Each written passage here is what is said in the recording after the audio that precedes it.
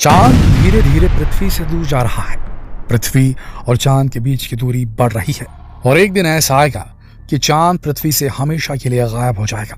एक particular position और certain दूरी की वजह से पृथ्वी से चांद दिखाई देता है, लेकिन वो दिन अब दूर नहीं जब चांद पृथ्वी से दिखाई ही नहीं देगा, क्योंकि चांद खिसकता जा रहा है पृथ्वी से दूर। वो चांद जिसे देखकर सुकून मिलता है। माएं अपने बच्चों को लोरियां सुनाती हैं। बच्चों को लगता है जैसे चांद से उनका रिश्ता है। वो चांद जिसके लिए पृथ्वी पर रह रहे हम इंसानों में जाने कितने इमोशंस हैं। वो चांद जब पृथ्वी से हमेशा के लिए दूर चला जाएगा तब क्या होगा, ये भी बताएंगे हम आपको कि क्या होगा जब चांद पृथ्वी से हमेशा के लिए दूर हो जाएगा। लेकिन उससे पहले हम आपको बता देते हैं कि क्या वाकई चांद पृथ्वी से दूर जा रहा है और कितनी तेजी से जा रहा है।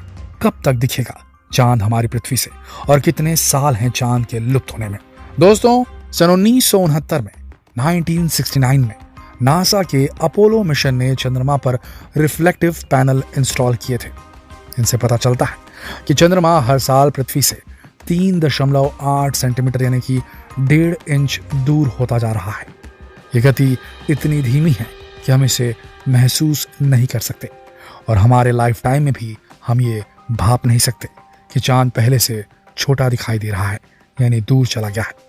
लेकिन अगर ऐसा ही चलता रहा तो अगले 60 करोड़ साल में चांद लुप्त हो जाएगा। 60 करोड़ साल सुनने में बहुत ज्यादा लग रहे हैं, लेकिन स्पेस में होने वाली किसी भी गतिविधि के लिए 60 करोड़ साल बेहद कम है। वैज्ञानिकों के अनुसार चांद 450 करोड़ साल पहले ही बना है। जायंट इम्पैक्ट थ्योरी के अनुसार 450 करोड़ साल पहले एक छोटा ग्रह पृथ्वी से टकराया था। तब पृथ्वी भी नई थी। इस टकराव के कारण पृथ्वी से बहुत सारा मलबा, जिसे वैज्ञानिक भाषा में डेब्री कहा जाता है, वो पृथ्वी के चारों ओर की कक्षा में रिलीज हुआ और धीरे धीरे एक जगह जमा होने लगा और इसी ने चांद का रूप ले लिया। तब से पृथ्वी हमारी माँ है और चांद हमारा मामा। लोक कथाओं में, बच्चों की कहानियों में तो पृथ्वी और चंद्रमा का साथ कुछ ऐसा ही है।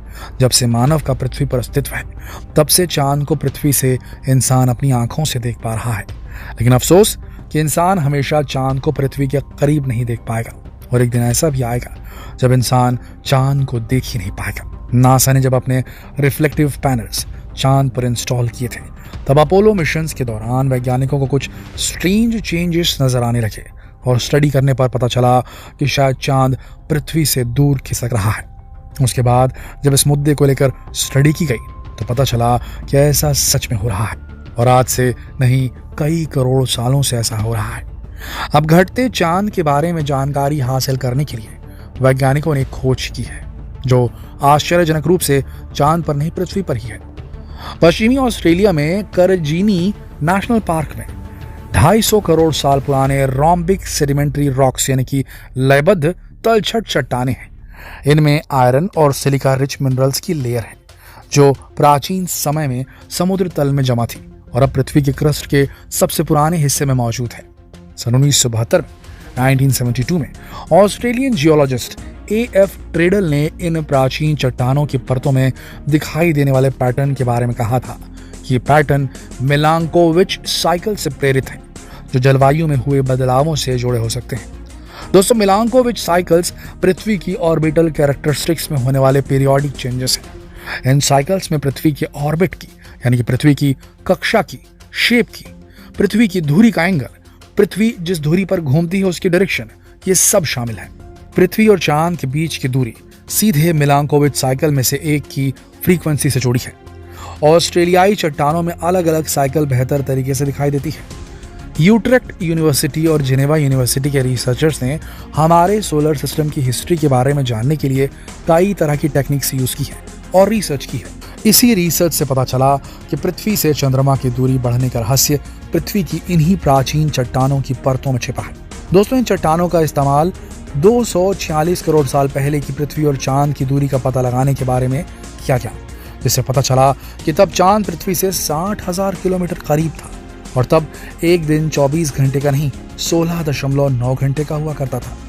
लेकिन वैज्ञानिकों ने जानकारी भी दी है कि 450 करोड़ साल पहले चांद पृथ्वी के इतना करीब था कि आज से 10 गुना ज्यादा रफ्तार से पृथ्वी की परिक्रमा पूरी कर लेता था और इसीलिए दिन बस 4 घंटे का होता था और बाकी समय रात होती थी। द अटलांटिक की रिपोर्ट में दावा किया गया कि धीरे धीरे चांद की पृथ्वी की परिक्रमा करने की रफ्तार कम होती गई और इसके बाद चंद्रमा धीरे धीरे पृथ्वी से दूर होता गया और धरती पर दिनों की लंबाई भी बढ़ती चली गई क्योंकि परिक्रमा करने की रफ्तार धीमी हो गई। ये तो सभी को पता है कि पृथ्वी की स्ट्रॉन्ग ग्रेविटेशनल फोर्स चांद को अपनी ओर खींच कर रखती है और उसी कारण ये चांद पृथ्वी की परिक्रमा करता है। साथ ही सेम टाइम पर चांद भी अपनी खुद की ग्रेविटेशनल फील्ड की वजह से अर्थ को अपनी ओर खींचता है। उसी वजह से ज्वरीय तरंगे यानी कि टाइडल वेव्स यानी कि समुद्री तरंगे, समुद्र में जो आप देखते हैं टाइडल जो लहरें उठती हैं फुल मून में, वो उसी वजह से उठती है। द अटलांटिक के अनुसार रिपोर्ट का दावा है कि इस प्रक्रिया में मून को एक किक बैक इफेक्ट मिलता है, किसी गन के रिकॉइल की तरह। यानी जब गन फायर की जाती है तो जो एक क्विक बैकवर्ड मूवमेंट होती है उसकी तरह ही चांद को भी एक किक बैक इफेक्ट मिलता है और इसीलिए चांद पृथ्वी से दूर होता जा रहा है। वैज्ञानिकों का कहना है कि 60 करोड़ साल बाद चांद इतनी दूर हो जाएगा कि बस एक तारा बनकर रह जाएगा और उसे नंगी आंखों से भी नहीं देखा जा सकेगा। फिर सूर्य ग्रहण और चंद्र ग्रहण जैसी घटनाएं बंद हो जाएंगी। चांद धीरे धीरे सूरज के ज्यादा नजदीक पहुंच जाएगा और एक दिन उसकी गर्मी से पूरी तरह पिघल जाएगा और धीरे धीरे इस ब्रह्मांड में कहीं गायब हो जाएगा। अगर चांद पृथ्वी से लुप्त हो गया तो क्या होगा दोस्तों? उसका पृथ्वी पर सबसे पहला प्रभाव तो ये होगा कि पृथ्वी पर एक दिन की लंबाई काफी बढ़ जाएगी। जैसे कि हमने पहले ही बताया था कि 250 करोड़ साल पहले दिन 17 घंटे का हुआ करता था और अब 24 घंटे का हो गया है। तो चांद अगर गायब हो गया तो दिन कैसे और कितना होगा अब ये कह पाना मुश्किल है। दूसरा सबसे बुरा प्रभाव पड़ेगा ज्वरीय तरंगों पर, टाइडल वेव्स पर, जो समाप्त हो जाएंगी। हालांकि ओशंस में कुछ मूवमेंट तब भी रहेंगी क्योंकि कुछ मूवमेंट सूरज की ग्रेविटेशनल फोर्स के कारण होती है, लेकिन ये मूवमेंट मिनिमल हो जाएंगी और वीक भी। ओशन के ज़्यादातर कोल्ड और वार्म करंट खत्म हो जाएंगे और उसकी वजह से बहुत सारे समुद्री जीवों की प्रजाति भी खत्म हो जाएगी। तटीय इलाकों में भी ड्रास्टिक चेंजेस होंगे। सबसे बुरा प्रभाव पड़ेगा पृथ्वी के सीजन्स पर। ये सबसे खराब इम्पैक्ट है चांद की पृथ्वी से दूर चले जाने का। अभी हमारा प्लैनेट अर्थ चांद की ग्रेविटेशनल फोर्स की वजह से ही 23.5 डिग्री के एंगल पर टिका हुआ है। चांद की वजह से ही ये एंगल लॉक्ड है, जिस वजह से अर्थ पर जो मौसम है वो स्टेबल है। कहाँ कब कौन सा मौसम रहेगा ये पहले से पता है क्योंकि ये फिक्स्ड है। जो ध्रुवीय क्षेत्र हैं वो ठंडे हैं, लेकिन चांद के बिना, इसकी ग्रेविटेशनल फील्ड के बिना अंतरिक्ष में अर्थ एक लड़खड़ाती हुई बॉडी की तरह हो सकता है। अलग अलग प्लैनेट्स और सेलेस्टियल बॉडीज इसे लगातार अपनी तरफ खींचने की कोशिश करती रहेंगी और ये कभी किसी तरफ तो कभी किसी तरफ लुढ़कती रहेगी, जिससे पृथ्वी पर मौसम भी और लिविंग कंडीशन भी जीवन के लिए अनफेवरेबल हो जाएंगी। अनुकूल परिस्थितियां नहीं होंगी जीवन के लिए। दोस्तों, इंसान ने कभी पृथ्वी और चांद को अलग अलग इमेजिन भी नहीं किया है, तो ये परिणाम बहुत चौंकाने वाले हैं जिनके ऊपर यकीन करना मुश्किल है, मगर ये सब सच है और ये रोज हो रहा है। आपको ये जानकारी कैसी लगी कमेंट करके हमें जरूर बताएं और इस जानकारी पर वीडियो को अपने तक सीमित न रखें, शेयर करें फेसबुक पर, व्हाट्सएप पर, यूट्यूब पर। कल फिर मिलते हैं एक और रोचक इंटरेस्टिंग वीडियो में। तब तक के लिए आप सबका इस वीडियो के अंत तक बने रहने के लिए दिल की गहराइयों से धन्यवाद।